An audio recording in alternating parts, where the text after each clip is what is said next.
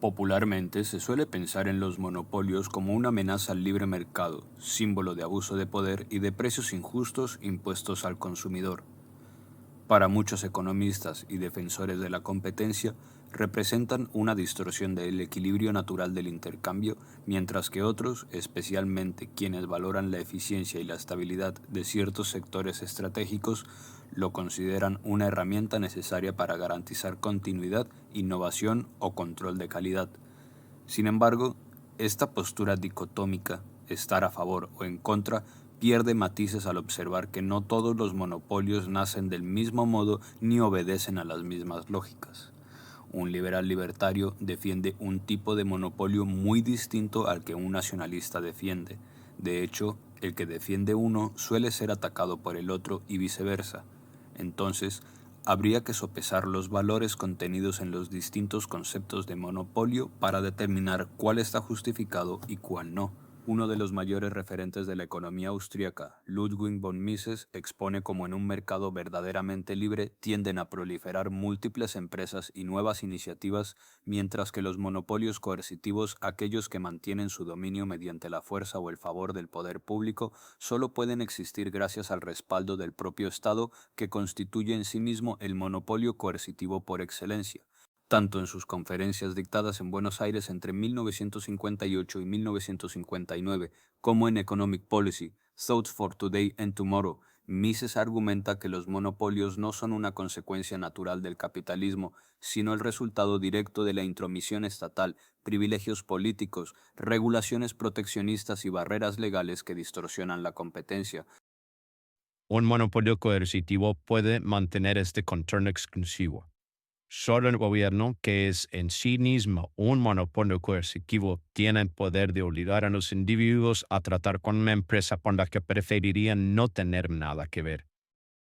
En sus clases sobre teoría del monopolio, Jesús Huerta de Soto, economista, abogado y escritor español, representante de la escuela austríaca y catedrático de economía política en la Universidad Rey Juan Carlos, señala que el monopolio, y por tanto también el monopolio natural en su visión normativa, surge cuando el Estado concede privilegios que bloquean la libre competencia. En una economía libre no hay monopolios, pues estos se vinculan a la intervención estatal. Los monopolios, por tanto, surgen única y exclusivamente como consecuencia de la actividad del Estado. Y es ahí donde deberían de focalizarse todos los esfuerzos para abrir al libre ejercicio de la competitividad empresarial esas parcelas cerradas por ley a unos pocos. Juan Ramón Rallo, aunque no ofrece una definición técnica específica de monopolio natural en el fragmento consultado, Rallo critica los privilegios estatales que convierten mercados en clientes cautivos de monopolios, y él cita la relación entre monopolio estatal y falta de competencia. No es desregulación es que el Estado no proteja el monopolio de las ideas y, por tanto, que un tratado lo que haga es ampliar la regulación sobre las ideas, lo que está haciendo es regulando, no liberalizando. Lo que haces es desproteger a la ciudadanía. Y a otras empresas. Si una empresa quiere comercializar un genérico, se lo impides para beneficio particular de una empresa a la que se le ha otorgado. ¿Quién le ha otorgado una patente? El Estado. Recordemos que las patentes surgen en el siglo XVII y en su momento se las llamaba tal cual eran. Estatuto de monopolios en Inglaterra. Son monopolios estatales, no es propiedad privada. El tema de la hepatitis C. Las patentes son monopolios estatales. Bueno, vamos a ver. Monopolios que otorga el Estado a una empresa privada, claro. Es un monopolio sobre las ideas. No es libre mercado de ideas. Pero es un monopolio de una empresa privada, no me fastidies. Que se lo otorga el Estado, que no lo tiene en el libre mercado. Sí, de acuerdo. Por tanto, es un privilegio, es una licencia, es una concesión. Sí, pero tú cuando dices que es un monopolio del Estado... Que otorga el Estado, no, que otorga el Estado. Es otra cosa. Sí, que otorga el Estado. Como todo monopolio de una empresa privada es porque lo otorga el Estado. Y por tanto, aquí lo que tenemos es una regulación. La patente no es del Estado. No es del Estado, pero lo otorga el Estado. El derecho a otorgar un monopolio lo tiene el Estado. Y es un monopolio que otorga el Estado y que se carga el libre mercado de las ideas. Lo que iba a plantear es que a veces me gustaría que el Estado tuviera el monopolio. Por una cosa muy sencilla. Pero de una manera más clara. Es decir, todos los días se nos está muriendo entre 12 y 20 personas por hepatitis C. Y hay una, mercado intelectual. Hay una medicina que puede curarlo, que ¿Por qué no la es puedes el Sovaldi, producir tú, Juan Carlos? y que cuesta a cada paciente entre 20 y 30.000, dependiendo a qué país se lo venden. Y Naciones Unidas establece que existe la posibilidad de expropiar esa patente y que utilizar la posibilidad de salvar vidas por encima del interés de esa farmacéutica. ¿Por qué no puedes enriquecerse. producir tú ese medicamento? Porque lo Porque hay prohíben una las instancias internacionales, obviamente. Porque hay una normativa estatal que lo prohíbe. Eso se carga el libre mercado farmacéutico. Estatal e internacional. Bueno, sí, pero de Estado.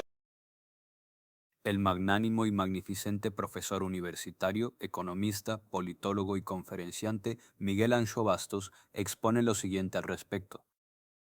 Los políticos romanos debatían una cosa, siempre les gustaba debatir mucho un punto. Decía, ¿qué es más importante, el hierro o el oro para tener poder? Es una vieja disputa académica de los filósofos políticos, ¿no? ¿Qué es más importante, el hierro o el oro? Yo defiendo que el hierro. Quien tiene hierro tiene oro. Es decir, yo tengo hierro y armas, a partir de entonces hago rico a cualquiera de ustedes. A usted le doy una concesión de telefonía, a usted le pongo aranceles a sus amiguitos, cosas por el estilo. Pero el poder en última instancia está en la boca del fusil. Eso lo dijo Mao Zedong y tiene razón. Y tiene razón. El poder está en la boca del fusil, el que tiene las armas. El que tiene las armas después vende sus favores a sus amigos. Y muchas veces se alía con sus amigos y saca provecho de ellos. Y muchas veces son la misma clase. Los que dominan los medios políticos y los que dominan los medios económicos. Y de ahí la confusión. Pero cuidado, hay que buscar dónde está la raíz del mal. Y no está en el mercado, está en el poder político, que es el que tiene las armas, es el que tiene el poder, el que tiene la capacidad de hacer eso y de primar cosas. Pero sí que lo hace, y sí que está cartelizado, y sí que el Estado interviene en eso, y sí que beneficia a empresas, más de lo que pensamos, les da privilegios. Por ejemplo, es una vieja discusión que tengo con mis colegas. Les da, por ejemplo, también es un privilegio, la forma corporativa. Son los nuevos mutualistas tipo Kevin Carson y estos que apuntan a esta cosa. La idea de corporación, la idea de crear sociedades anónimas que no responden más que por el capital social, cuando deberían responder por el monto total de las deudas. Es un viejo debate entre austriacos. John Bandung y otros, muchos libertarios dicen que no es admisible la corporación. Aquí otros camaradas dicen que sí que es admisible la corporación. Pero digo que es un Walter Block, entre otros. Digo que es un viejo debate. Digo que sí que hay privilegios en la corporación, sí que hay privilegios vía patente, sí que hay privilegios, como bien apunta también David Noble, en la hora de la educación. Es decir, que el Estado subvenciona las investigaciones que le favorecen a sus empresas amigas, en muchos casos. O sea, la investigación en las universidades, sobre todo en las ciencias, no es libre. Es decir, se investiga lo que el Estado entiende como una cosa que llama estratégico. Lo que le llama estratégico normalmente es lo que coincide con los intereses de sus aliados económicos en ese momento, y esas se subvenciona, se le dan grandes proyectos, becas y cosas por el estilo, starting grants y todo tipo de cosas para la gente que estudia lo que el Estado quiere, y a los que estudian cosas distintas o radicales no se les da ese privilegio. Entonces, decir, pero sí que le da privilegio. Y esa idea del capital monopolista es muy interesante, porque sí que también nos quita del simplismo del empresario bueno, que tenemos muchos liberales, el empresario bueno frente al Estado malo. El Estado y muchas empresas muchas veces están cartelizadas y están unidas, no están separadas.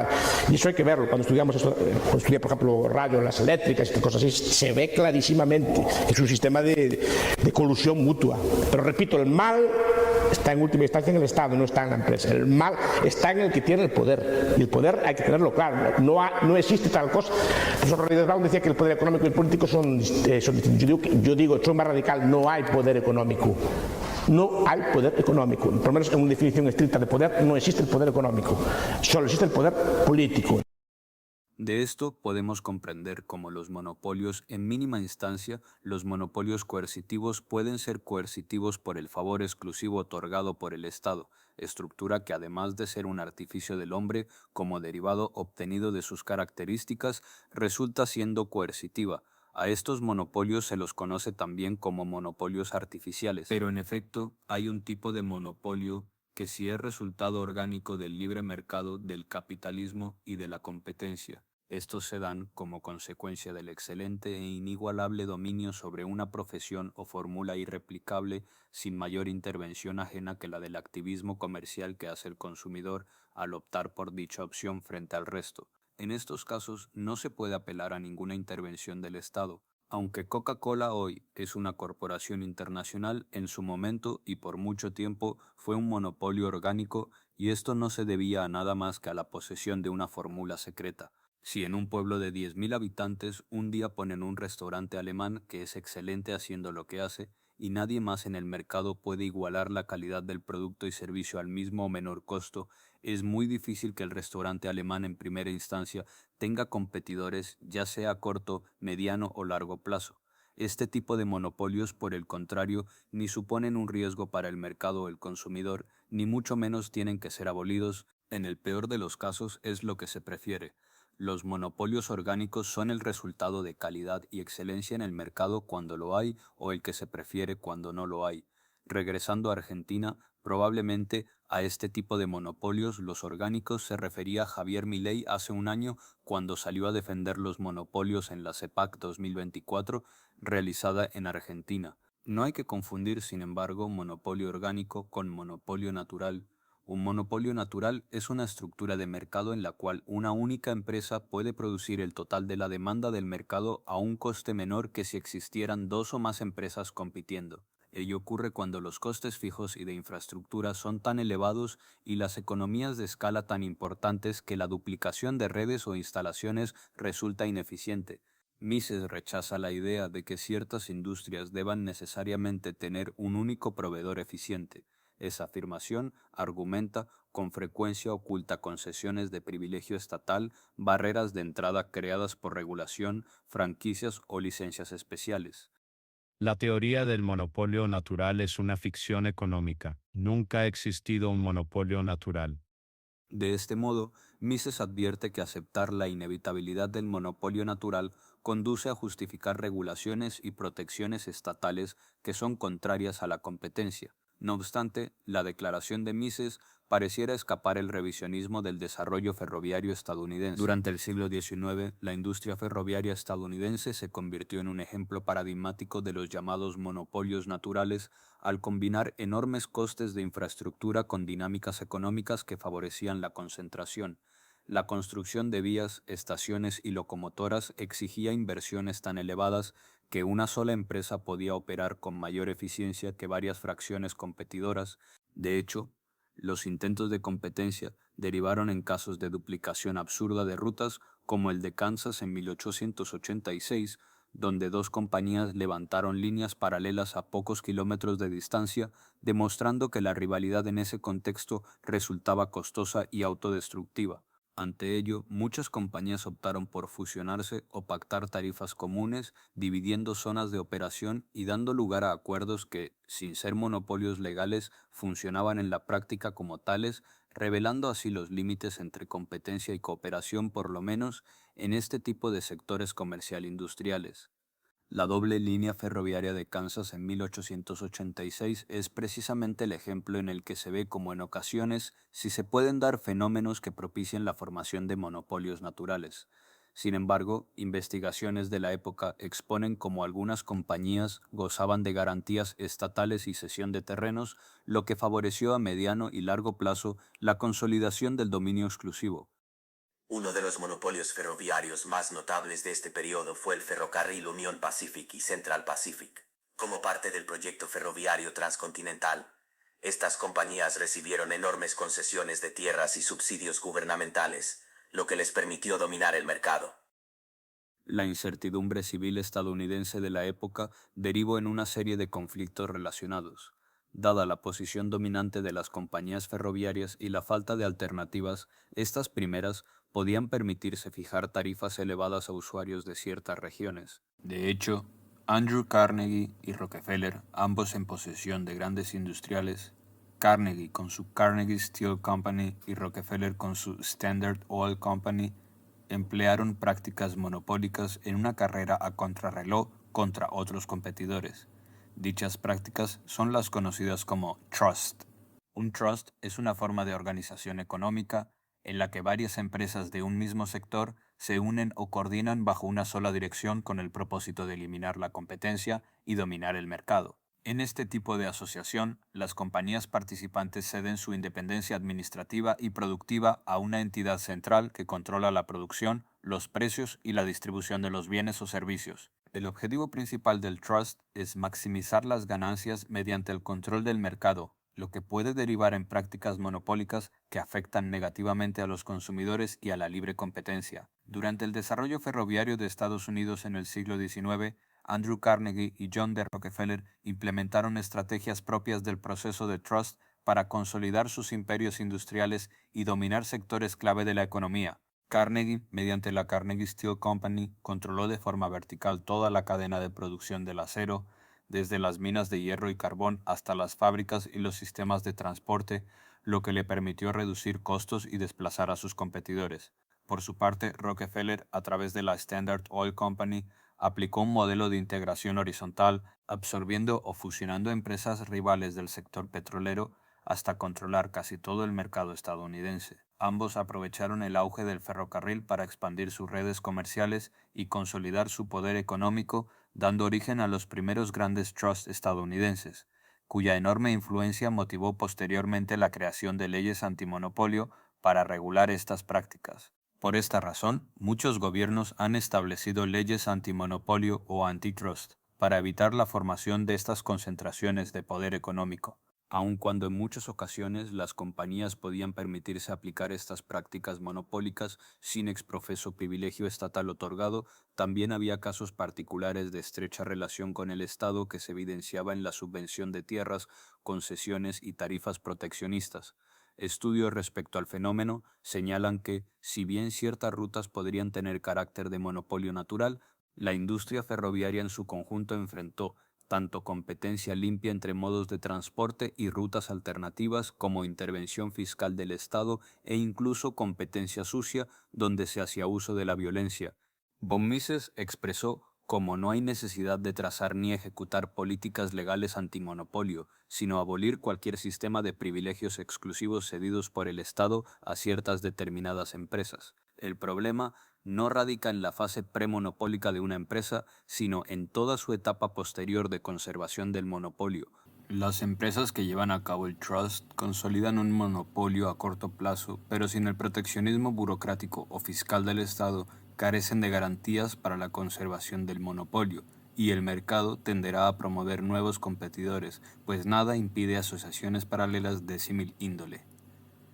El dumping tampoco va a resultar como una práctica garante de monopolio, no sin la intervención del Estado.